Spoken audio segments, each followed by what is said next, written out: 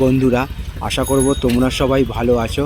আজকের তারিখ হলো 17/11/2024 আর এখন ঘড়িতে সময় বাজলো বিকেল 5:40। কিন্তু শীতের বেলা বলে এখন বেলাটা ছোট মনে হচ্ছে, কিন্তু তোমরা দেখতেই পাচ্ছ বজবজ রেলগেট।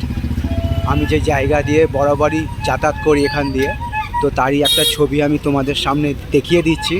সিএসসির কয়লার বগি গেছে, তো বগি যাওয়ার দরুন যানজটের কেমন একটা সমস্যা তৈরি হয়েছে, তারই একটা ছবি আমি তোমাদের সামনে দেখাবার চেষ্টা করছি। বজবজ রেলগেট খুবই একটি গুরুত্বপূর্ণ এবং ব্যস্ততম রেলগেট। তো আমি এই জায়গায় দাঁড়িয়ে তোমাদের সেই জ্যামের ছবিটা বজবজ রেলগেটের দেখাবার চেষ্টা করছি। তোমরা দেখো পুরো ছবিটা, তোমাদের উদ্দেশ্যে ছবিগুলো বানানো।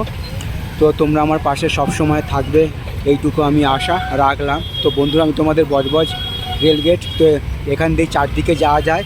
সোজা চলে গেলে বজবজ প্যারেস্টার মোড়, প্যারেস্টার মোড় থেকে বাঁ দিক নিলে হচ্ছে বাটা, আর ডান দিক নিলে হচ্ছে চড়িয়াল, পাচিপুর, আমতলা, আর সামনেই আছে বজবজ রেল স্টেশন। এখান থেকে পায়ে হেঁটে 7 মিনিট।